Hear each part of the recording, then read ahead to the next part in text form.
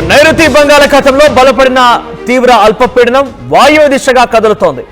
అయితే తమిళనాడు దక్షిణ కోస్తా తీరాల వైపుగా అల్పపీడనం కదులుతోంది. అల్పపీడనంతో ఏపీకి 3 రోజుల పాటుగా భారీ వర్ష సూచన ఉంది. కోనసీమ, కాకినాడ, విశాఖపట్నం, అనకాపల్లి, విజయనగరం, శ్రీకాకుళం, అల్లూరు జిల్లాలో భారీ వర్షాలు కురిసే అవకాశం ఉందని వాతావరణ శాఖ హెచ్చరిస్తోంది.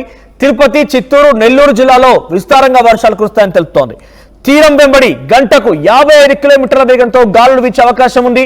మత్స్యకారులు వేటకు వెళ్లొద్దని వాతావరణ శాఖ హెచ్చరికలు జారీ చేసింది. అయితే నైరుతి బంగాళాఖాతంలో ఏర్పడిన అల్పపీడనం కాస్త వాయువ్య దిశగా కదులుతోంది.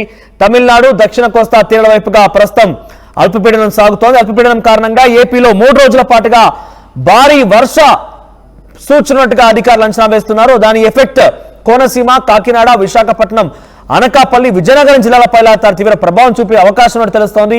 దీంతో పాటుగా శ్రీకాకుళం, అల్లూరు జిల్లాలో కూడా భారీ వర్షాలు ఉండే అవకాశం ఉన్నట్టుగా వాతావరణ శాఖ అంచనా వేస్తోంది.